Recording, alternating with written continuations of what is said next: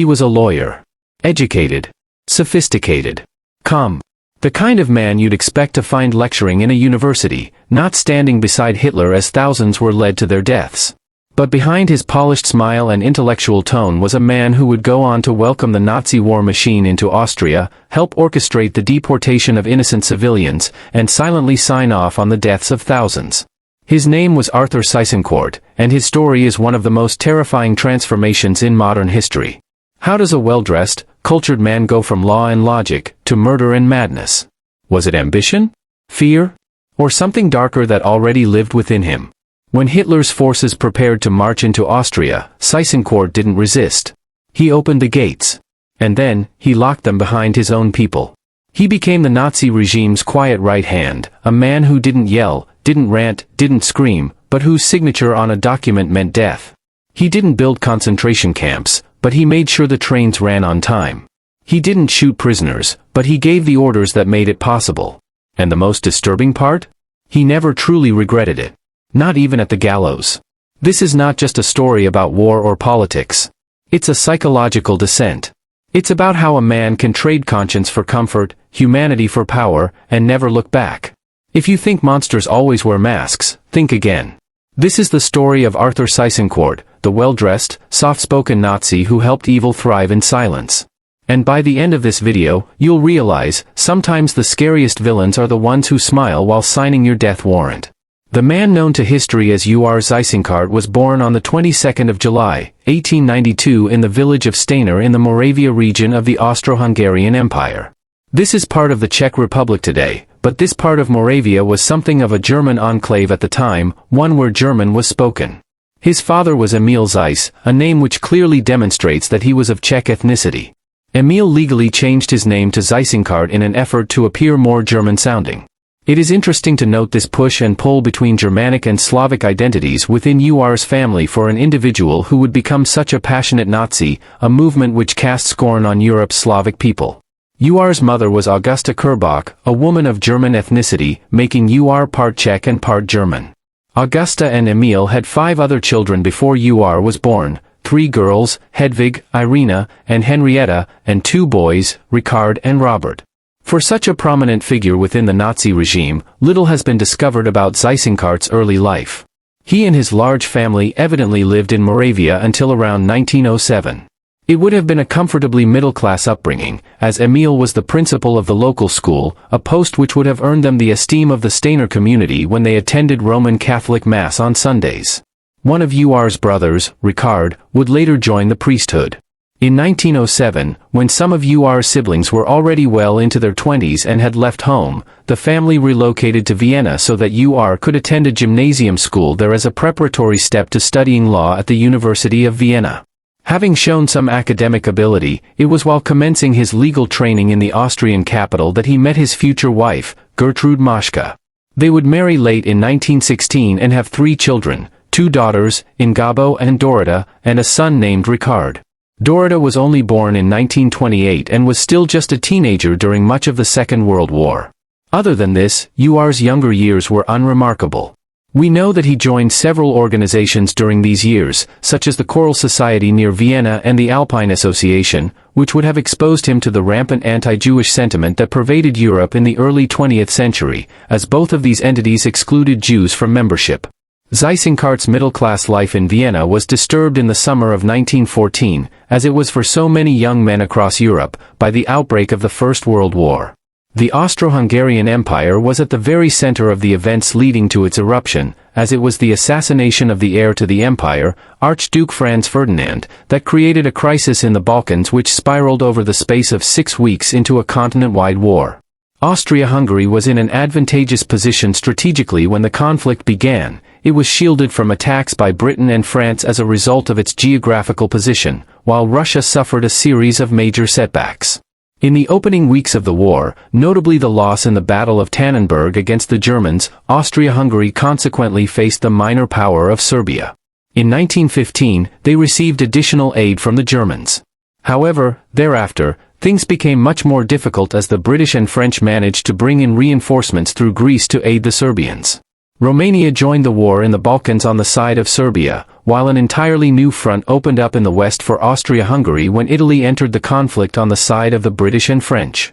In May 1915, many Austrian soldiers would find themselves fighting a bitter and unusual form of trench warfare in the Alpine region of Tyrol in western Austria and the passes leading southwards into the plain of Lombardy. Seyss-Inquart would fight on several of these fronts during the war. Testifying before the Nuremberg Tribunal in 1945 and 1946, he noted that he enlisted not long after the war broke out. He would have been 22 years old at the time. He was subsequently assigned to the Tyrolean Infantry Division. He saw service against the Russians, Romanians, and Italians, and so was present on all of the major Austro-Hungarian fronts in the war. He was wounded on one occasion and was decorated for his military service, earning 3 separate commendations for bravery, though what exactly was involved on these occasions is not clear. In late 1916 and into 1917, he was granted a period of furlough, presumably as he recovered from being wounded. It was during this time back in Vienna that he married Gude and also managed to complete his law degree after it was interrupted by the outbreak of the war. Asked to comment at Nuremberg about what his lasting impressions of the conflict 3 decades earlier were, he noted extensive discussion of the 14-point plan that United States President Woodrow Wilson had issued in January 1918 as a framework for the post-war settlement. Article 10 had declared that the various national peoples living in the multi-ethnic and multilingual Austro-Hungarian Empire should be allowed autonomous development.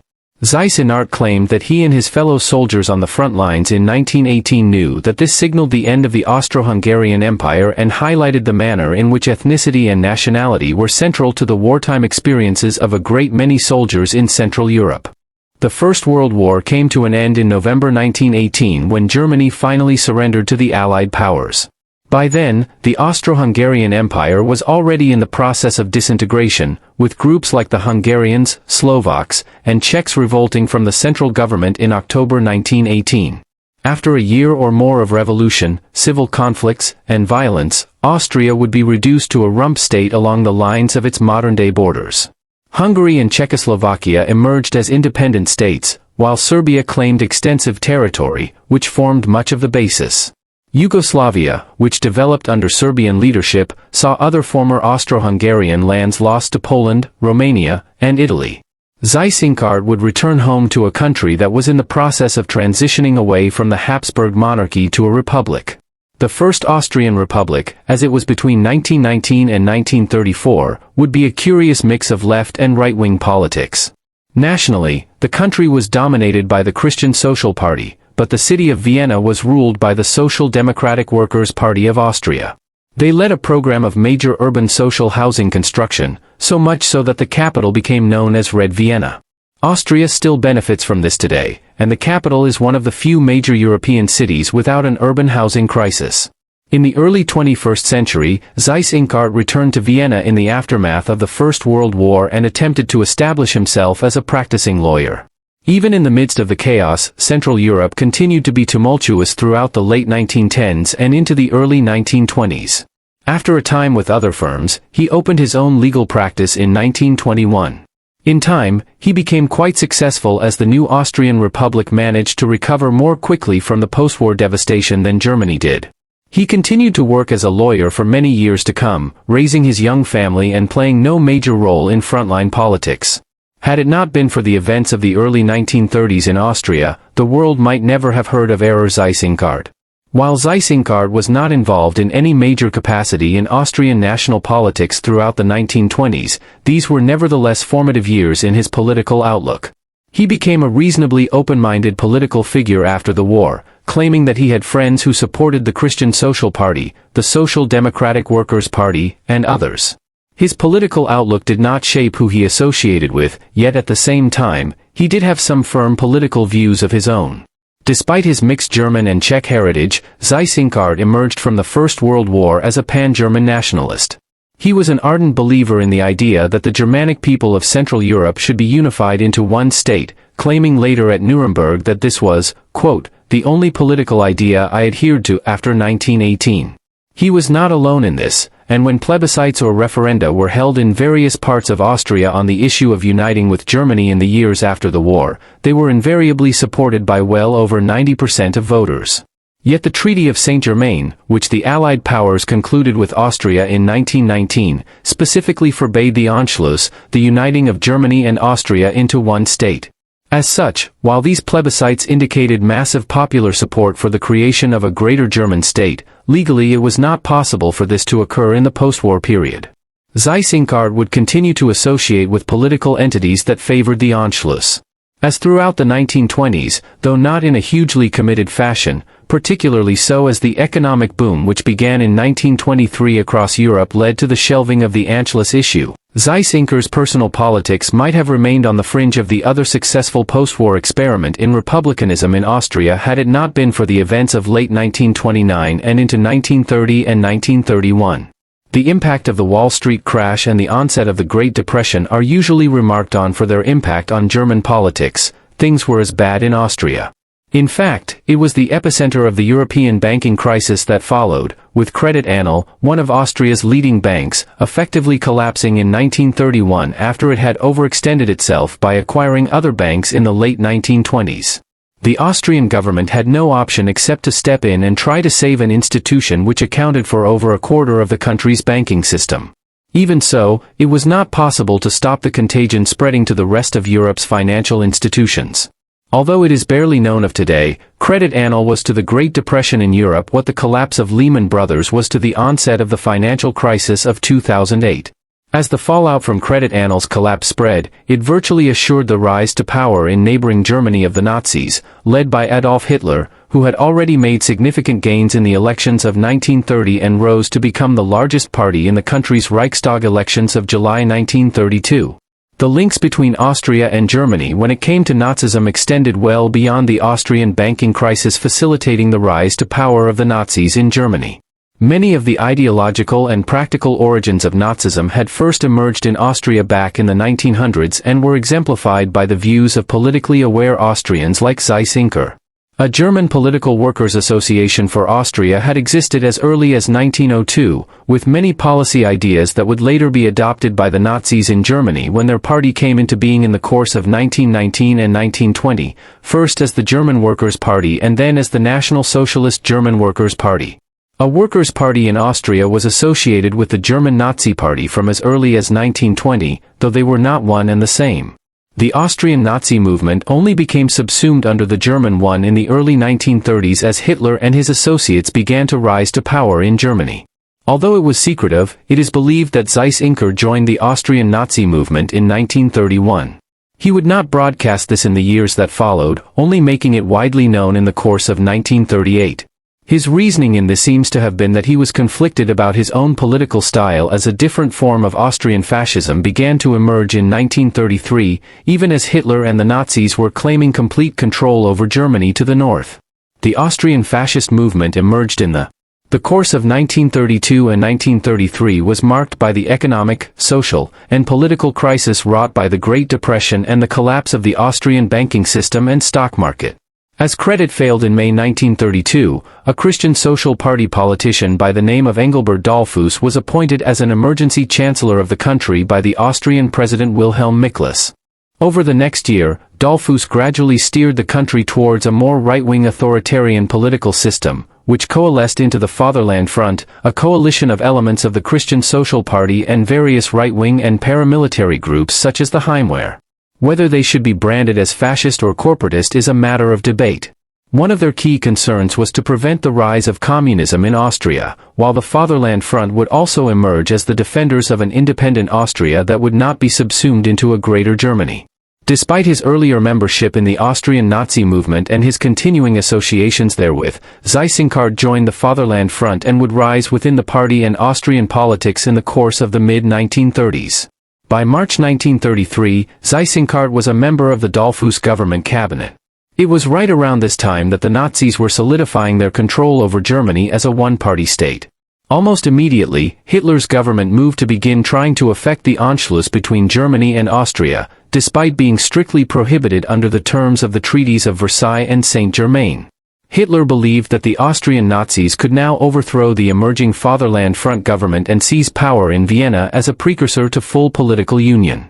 This was attempted clandestinely through 1933 and into 1934, with the Austrian Nazi movement acting within Austria to undermine the government in Vienna, resorting to political violence to do so. Eventually, the Fatherland Front prohibited the Nazi Party in the country. This only drove them over the border into the Bavaria region of southern Germany, where they continued to engage in cross-border terrorist attacks into 1934. All of this culminated on the 25th of July, 1934 in the assassination of Chancellor Dollfuss by a group of militant Austrian Nazis in Vienna. This audacious action provided the much-needed pretext for Dollfuss's successor as head of the Fatherland Front and as Chancellor of Austria, Kurt Schuschnigg, to initiate a wide-ranging crackdown on the Nazis, arresting many of those associated with the assassination and having them executed after short trials. By 1935, he had stabilized the political situation and galvanized public support for the Fatherland Front as the rulers of Austria, aided considerably by a marked improvement in the Austrian economy in the mid-1930s. Throughout this period, Seyss-Inquart continued to find favor within the Fatherland Front movement, even as he maintained extensive contacts with the Nazis. Movement in Germany in 1937 promoted him to become a state councillor, and he would eventually be appointed as the Minister of the Interior, a position which put him largely in charge of state security within Austria. At first glance, this makes it seem as though Schuschnigg was promoting a Nazi Trojan horse within his government. It is possible, though, that the Chancellor was well aware of this.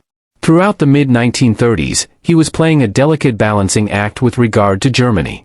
While on the surface the Fatherland Front was firmly in charge of the country, Schuschnigg was more than aware that there was widespread support for unification to former Greater Germany sentiment, which went all the way back to the plebiscites of the early 1920s when well over 90% of Austrians had voted in favor of such a measure. In an effort to avoid a return to the insurgency and violence of 1933 and 1934, Schuschnigg had secretly negotiated an agreement with France. Von Papen, the former German chancellor who had paved the way for Hitler to become his near successor back in early 1933, foolishly believing the Nazi leader could be controlled from within the political fold, served as German ambassador to Austria between 1934 and 1938.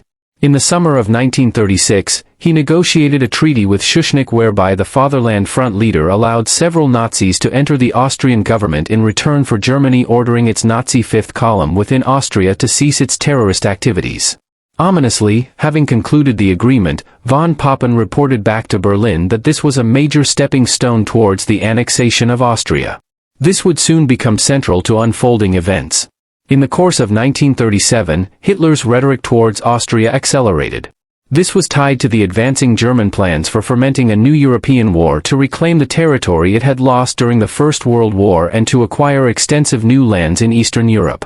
German efforts to remilitarize had proceeded better than expected, and this, combined with the sluggish response of Britain and France, had created a scenario in which Hitler and his generals pushed forward the date on which they planned to commence such a war from 1943 or 1942 to 1940 or 1939. In tandem, the diplomatic pressure on Austria to agree to a political union escalated. In an effort to allay the crisis, Schuschnigg crossed over the German border and visited Hitler at his Alpine retreat in southern Germany, very near Austria, in early 1938. At the conference, he agreed to grant further concessions to the Nazis, including the promotion of Seyss-Inquart, whose loyalties were now becoming much clearer as Minister of the Interior. Even with this agreement in place, Hitler and the Nazis did not relent. Violence and unrest spread across Austria, and by early March, Hitler was calling internationally for the annexation to occur. Seyss-Inquart would be at the very heart of events which followed on the 9th of March. Schusch announced plans for a referendum to be held in Austria on the issue of union with Germany. His hope was to convince the Austrian people that this was not in Austria's best interest and that a rejection of the proposal at the ballot box would galvanize the Austrian people against Nazi aggression. Hitler was furious and responded the next day with a declaration that Germany was now preparing to invade Austria, knowing that Italy, a country which had defended Austrian independence for several years, would not intervene on this occasion. Schusch felt he had no option but to resign. He was succeeded by Seyss-Inquart on the 11th of March as Chancellor of Austria. He immediately sent an official message to Berlin inviting the German armed forces to enter Austria and oversee the referendum. The plebiscite was held 4 weeks later on the 10th of April. Some tactics were used that were undemocratic, and the vote in favor ended up being recorded as 99.7%. Most historians do accept that even in a fully fair and genuine referendum, the Anschluss would have been voted in favor of, and most Austrians supported political union with Germany.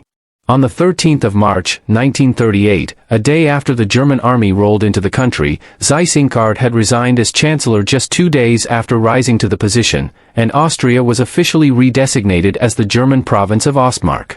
He was subsequently promoted again as Reichsstatthalter of Austria, a post equivalent to provincial governor.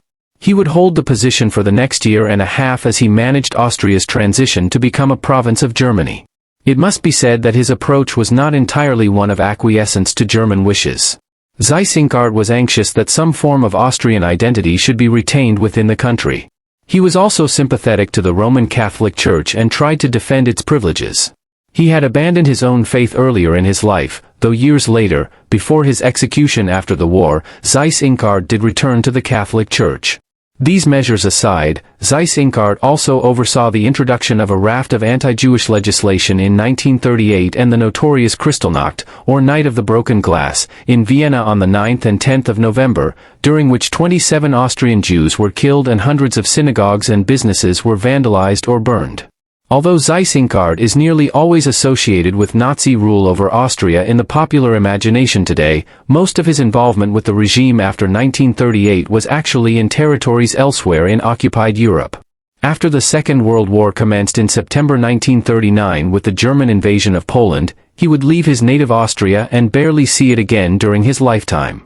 The invasion of Poland had come after a further year of German diplomatic aggression in which Czechoslovakia had been annexed, along with the city of Memel in the Baltic Sea region. The invasion of Poland was a step too far. Far for Britain and France, they declared war on Germany in response to it. Nevertheless, they could do nothing in practice to stop Poland from being defeated and occupied by the Germans in little more than a month. With that, the country was carved up into 3 sections. The north and much of the west were annexed directly into the German Third Reich as territory which the German Empire had lost back in 1918. The east was taken by the Soviet Union as part of the Molotov-Ribbentrop agreement that preceded the war. Finally, central Poland and the south were formed into the General Governorate for the occupied Polish region. Seyss-Inquart was dispatched here within weeks of the outbreak of the Second World War. Initially, the plan had been for Seyss-Inquart to govern a section of southern Poland in his own right. These were lands which, a quarter of a century earlier, had formed part of the Austro-Hungarian Empire, and Seyss-Inquart viewed them as a spiritual part of his homeland. Yet, he was quickly informed that he would not be governing them directly himself. Instead, the decision to form the general government as a giant occupied region was taken, and Hans Frank, a senior enough Nazi politician and lawyer who had been a minister without portfolio for many years, was appointed as the head of the general government. Seyss-Inquart was appointed as his deputy and thus became the second senior-most Nazi official in this part of Poland for the next 9 months as deputy governor of occupied Poland. In late 1939 and through the spring of 1940, Seyss-Inquart was involved in formulating plans for the region going forward. Elements of this focused on the development of the Warsaw Ghetto as a kind of giant open prison for hundreds of thousands of Polish Jews, although it was already underway when he arrived in Poland. The Austrian could not have been unaware of, and at least partially complicit in, Operation Tannenberg, whereby tens of thousands of Polish politicians, writers, and academics were killed by the Nazis in order to destroy the political and cultural leadership of the country. All of this was one of the first precursors in the drive to begin Generalplan Ost, the horrendous Nazi plan to mass murder tens of millions of Slavic people like the Poles and Russians in Eastern Europe and colonize the entire region eastwards to the Ural Mountains. By this time, Seyss-Inquart had also risen to the position of Gruppenführer, or group leader, within the SS, the paramilitary wing of Nazism led by Heinrich Himmler, members of which were administering the concentration camp system that was expanding across Europe. As the war began, Seyss-Inquart would not remain in his position as Hans Frank's deputy in the general government of Poland for long and would soon be rewarded for his faithful service to Hitler and the Nazi regime with a promotion to oversee his own government of occupation. After a hiatus in the fighting in the winter and early spring of 1939 and 1940, a flurry of military actions ensued. Military activity was commenced by Germany in early April 1940 when Denmark and Norway were simultaneously invaded and occupied. Then, just 4 weeks later, the long-anticipated Western campaign against France was commenced by the Germans. As in August 1914, at the start of the First World War, the Germans undertook the campaign by invading neutral Belgium and then entering northeastern France. However, unlike in 1914, the campaign proved to be incredibly successful, with Paris falling to the Nazis just over 5 weeks later. Another divergence from 1914 was that in 1940, the invasion of Belgium was accompanied by an invasion of the Netherlands, a country that had successfully remained neutral during the First World War. It was not so fortunate during the Second World War, and after a campaign of less than a week in mid-May 1940, the government of the Netherlands surrendered in the face of overwhelming odds. An occupied government was quickly established in Amsterdam. It was briefly headed by Alexander von Falkenhausen, but after just 2 weeks, he was sent to head up the government of occupied Belgium. His replacement in the Netherlands, appointed on the 29th of May, 1940, was none other than Arthur Seyss-Inquart. Seyss-Inquart arrived not long after to head up the government of the Netherlands.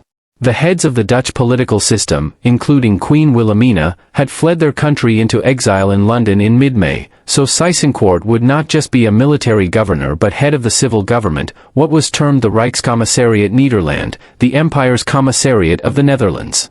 Over the next 5 years, he oversaw a government that allowed only one political party to exist, the National Socialist Movement in the Netherlands.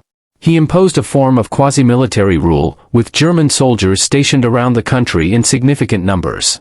The same authoritarian policies which had been developed in Germany since 1933 were imposed. That said, the Nazis were less oppressive here than in virtually every other country that they occupied. Nazi racial ideology perceived the Dutch as being a Germanic people who were racially very close to the German people themselves. Consequently, many of the policies he was tasked with implementing between 1940 and 1945 were designed to try to win over the people of the Netherlands to the cause of National Socialism, with the hopes of one day making them a partner people within the Greater German Reich. Throughout all of this, Seyss-Inquart would have a rival in the shape of Hans Albin Rauter, the head of the security forces in the Netherlands, who, as a senior SS leader, argued that he was answerable only to Heinrich Himmler as head of the SS. Seyss-Inquart's governorship of the occupied Netherlands would be punctured by frequent clashes with Rauter. Much of Seyss-Inquart's time as governor was dominated by issues of managing Dutch society and how National Socialism was imposed on the people of the Netherlands. Often when one thinks of the Nazis and their actions during the Second World War, we are presented, for very understandable reasons, with an array of atrocities, war crimes, and genocidal activities. What is often overlooked as a result is how pedantic the Nazis were in organizing life in the Third Reich.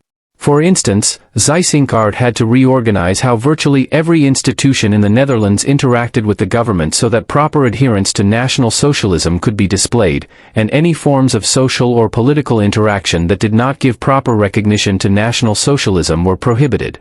On the one hand, this involved creating National Socialist membership circles within the Dutch universities, something which was considered important as these were spheres of life in the Netherlands that would inculcate people into the ideology of the Third Reich over a period of decades. However, some of what Seyss-Inquart later claimed he was doing seems utterly trivial. For instance, he implemented measures through which National Socialism was introduced into the management of Dutch chess clubs. All the while, there was constant interdepartmental rivalry as different individuals sought to claim credit for their role in implementing various policies in order to curry favor with Hitler and other senior Nazi ministers in Germany. More consequential was Seyss-Inquart's role in suppressing the Dutch resistance movement. Despite the efforts of the Nazis to convince the Dutch that they were a natural racial ally of the German people in the Reich, a major resistance movement emerged over time in the Netherlands. It was something of a movement of passive resistance, as the Dutch had limited capacity to resist violently. A pre-war government directive of 1938 had required all citizens of the Netherlands who owned firearms to register them with the government, something which made it very easy for Seyss-Inquart's administration to disarm the civilian population in the summer and autumn of 1940 once they got hold of these lists. Therefore, resistance was initially quite non-violent. In February 1941, for example, the outlawed Dutch communist movement instigated a series of strikes across the country in opposition to the regime. Over time, the various Dutch resistance movements, of which CS6, named after 6 Corelli Street in Amsterdam where they held an early meeting, and the National Support Fund were some of the most prominent, began to engage in more targeted acts of violence as they obtained weapons and coordinated their actions. This included the assassinations of German soldiers and members of Seyss-Inquart's administration. Efforts were also made to smuggle thousands of resistance fighters and civilians out of the Netherlands and across the North Sea and English Channel to Britain. A resistance radio station, the BBC Radio Arna, was operated from England with a high enough radio frequency that it could be picked up in Amsterdam. And elsewhere, while a thriving resistance press managed to keep the Dutch people informed of the real state of affairs in the war beyond the Nazi propaganda, the Seyss-Inquart administration responded with crackdowns on resistance movements. 3 concentration camps were established in the Netherlands.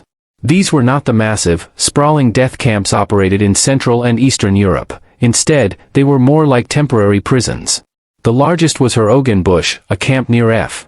There were 31,000 prisoners held here over the course of the war, many of them Dutch resistance fighters or people believed to be associated with the Dutch resistance in some manner. For instance, many people were not actively involved beyond harboring individuals who were wanted by the administration, notably Dutch Jews hiding from deportation orders. Over 700 people would die at Hertogenbosch during the war. The other camps were Kamp Ammermoos and Vester.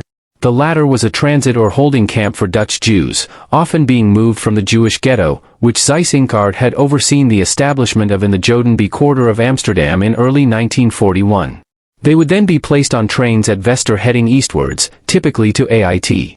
On top of this repression of the Dutch resistance movement and the use of concentration camps, on the 8th of May, 1943, the Seyss-Inquart administration announced the extension of the Arbeidseenheids program to the Netherlands. The term means labor deployment, but this disguises its sinister overtones. In reality, this was a form of forced slave labor. By December 1941, the German war effort had fatally faltered on the Eastern Front outside Moscow and Leningrad. The United States entered the war at the same time. 1942 saw intense and bitter fighting in Russia.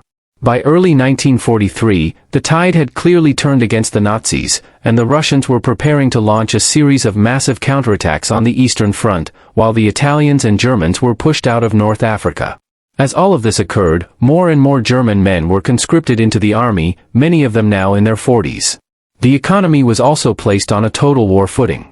All of this required additional manpower, and from 1942 onwards, this was increasingly provided by slave labor. Much of it came in the form of Poles and Czechs who were deemed to be inferior to the Germans, but some of it also came from hundreds of thousands of laborers from Western Europe and other parts of the Third Reich. The Seyss-Inquart administration in the Netherlands oversaw the recruitment of around 400,000 Dutch people into the German war economy. 250,000 of these were sent directly to factories in Germany. Not all were slave laborers, some were offered economic incentives to work in German factories and availed of them. However, many were coerced and often lived in very difficult circumstances in Germany, particularly so once extensive Allied bombing of major German industrial cities accelerated.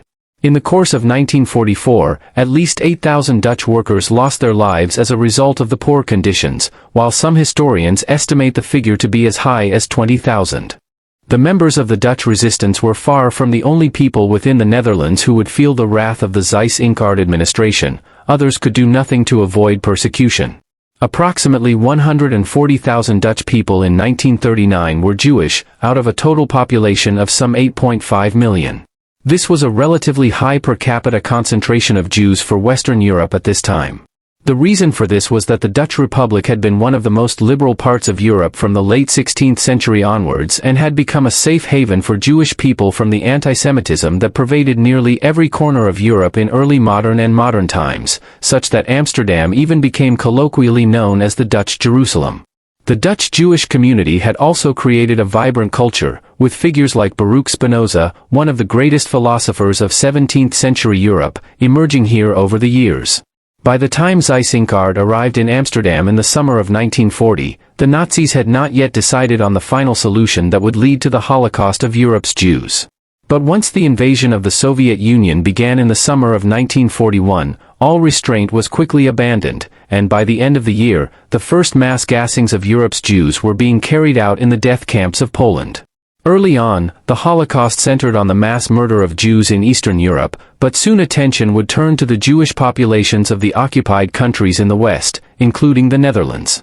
Seyss-Inquart was a zealous anti-Semite. He made his views utterly clear to the people he ruled over in the Netherlands in a speech he gave at the Concertgebouw in Amsterdam on the 12th of March, 1941, one which was broadcast on Dutch radio.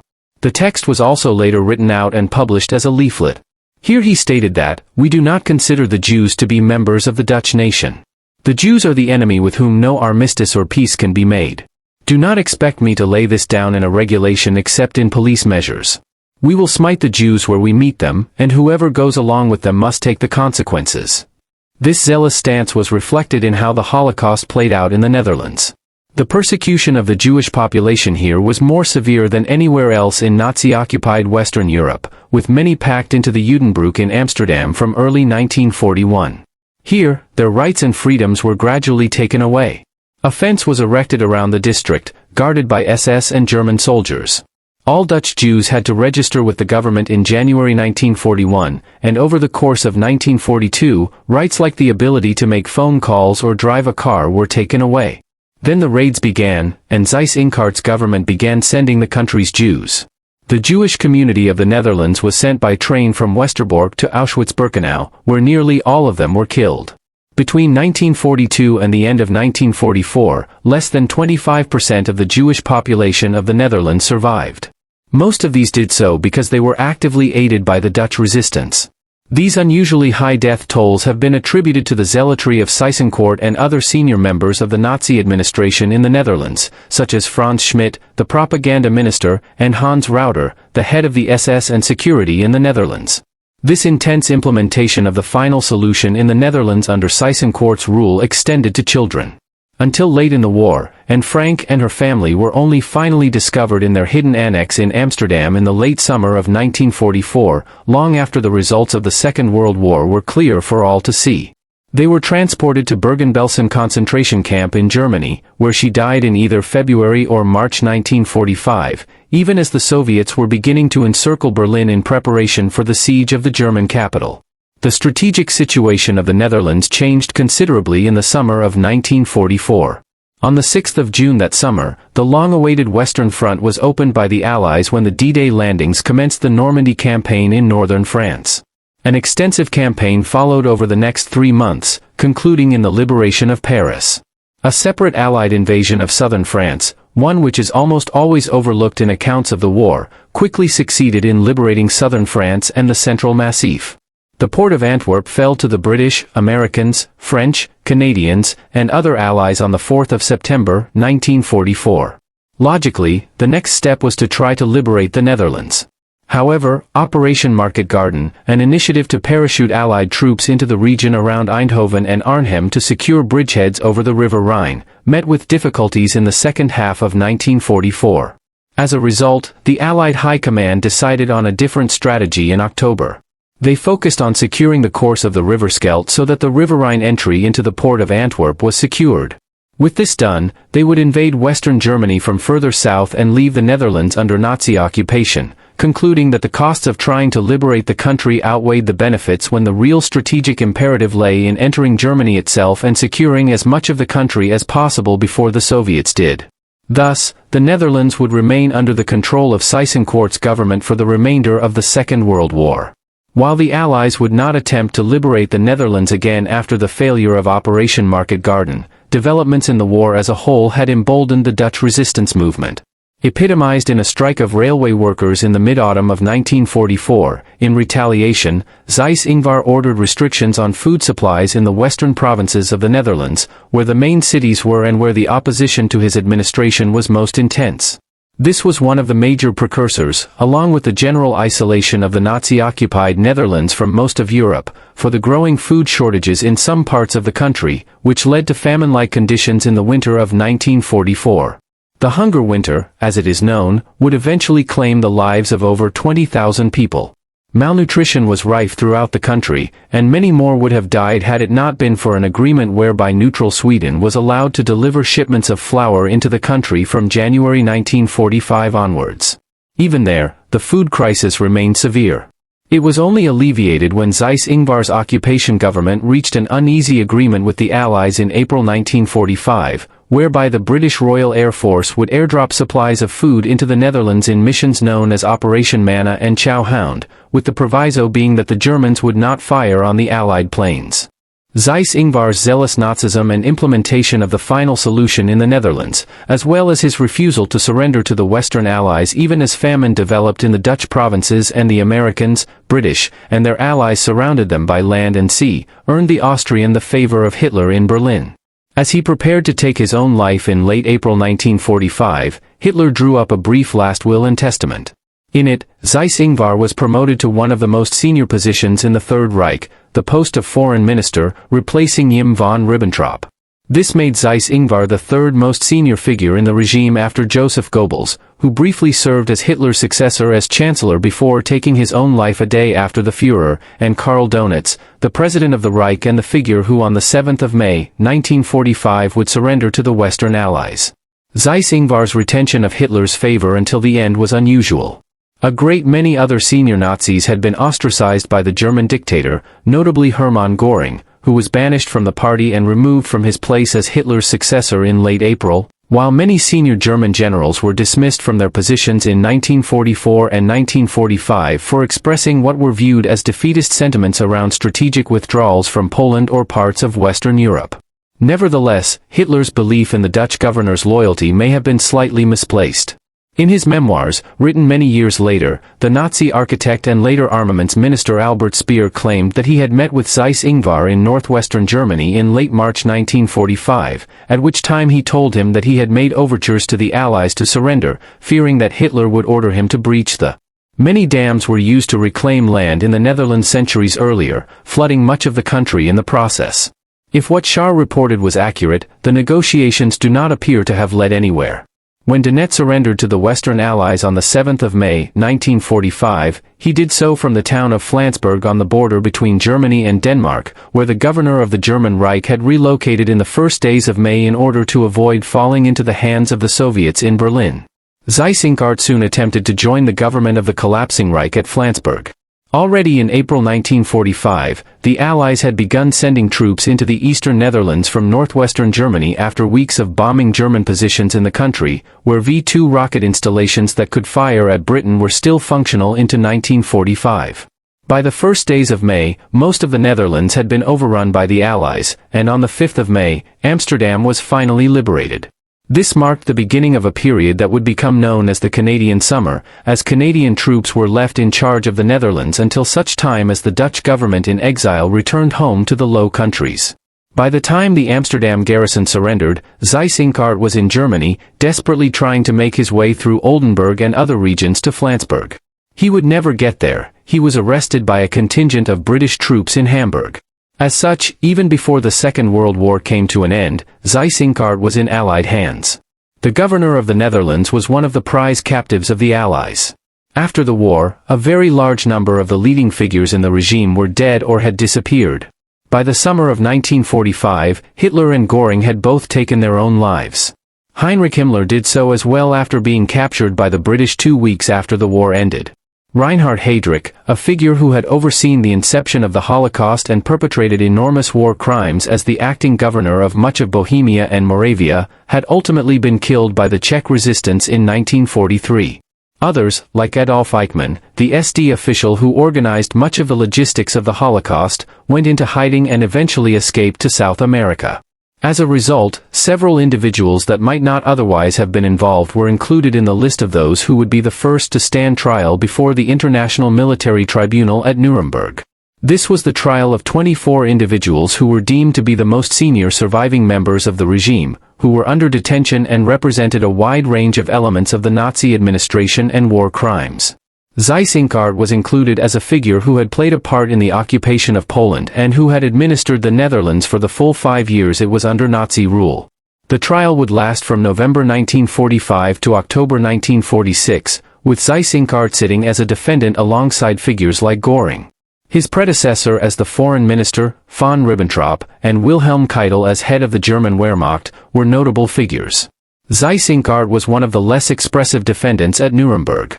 Each was asked to undertake an IQ test, which the former governor of the Netherlands scored the highest on, though he placed second as Hjalmar Schacht, the former president of the Reichsbank, had his score boosted to first place to take account of his being in his late 60s. Seyss-Inquart was defended by Gustav Steinbauer.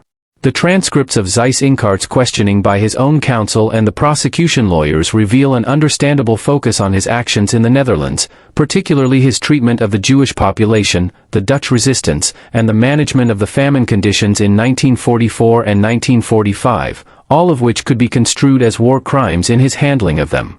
Throughout, Seyss-Inquart deflected away from his own responsibility, claiming that Heydrich and others had sent him orders concerning the deportation of the Jews of the Netherlands to Auschwitz, and he had merely followed orders. When questioned about a policy whereby people with only a small amount of Jewish ancestry were forced to undertake medical sterilization in order to avoid being sent to Auschwitz, he claimed that this had been undertaken voluntarily in the Netherlands by individuals who knew they would not be interfered with by the regime any further and were left at liberty if they undertook the procedure. Seyss-Inquart's efforts to defend himself continued like this, but few were won over. When the verdicts were handed down on the 4 charges each defendant faced, he was found guilty of 3 out of 4. These charges were being involved in planning and waging a war of aggression, committing war crimes, and committing crimes against humanity. For these, the former governor of the Netherlands was sentenced to be executed along with 10 of the other defendants on the 16th of October, 1946. Confronted with the result, he was fairly non-committal, stating that he hadn't expected anything different. When the time came for the sentence to be carried out in the early hours of the 16th, it was only 10 men that were led out to be executed, as Göring had taken his own life in his prison cell the night beforehand by ingesting a cyanide pill he had either obtained or somehow managed to keep hidden throughout his many months in prison. Seyss-Inquart was the last of the 10 to be executed. It was an hour and a half since von Ribbentrop, the first of the convicted men to be hanged, had faced his sentence. Thus, after watching 9 others hanged over the space of 90 minutes, including numerous badly botched executions, Seyss-Inquart was led forward. His last words were, "I hope that this execution is the last act of the tragedy of the Second World War and that the lesson taken from this World War will be that peace and understanding should exist between peoples. I believe in Germany." With this, he was hanged. The remains of the condemned were cremated and scattered over the river Isa to prevent any burial site from becoming a Nazi shrine. Like many senior and mid-ranking Nazi officials and figures after the Second World War, Seyss-Inquart tried to defend his conduct between the honest early in 1938 and the end of the war in May 1945 on the basis that he was simply a cog in a bigger machine, following orders. Just as this was deceptive when claimed by Adolf Eichmann and others at various Nazi trials, so too was it a lie when argued by Seyss-Inquart. After prevaricating over whether to support the Nazis or the Fatherland Front for much of the 1930s in Austria, he became the leading Austrian collaborator with the Nazis. During the Honus, he oversaw elements of the Kristallnacht in Austria, helped introduce the Nazi general government in Poland, and was then rewarded by Hitler with the governance of the Netherlands between 1940 and 1945. During these 5 years, he oversaw efforts to crush the Dutch resistance movement and refused to surrender his territory to the Western Allies, even allowing famine conditions to develop in the Netherlands as a result. However, his biggest crime was in overseeing the final solution in the Netherlands.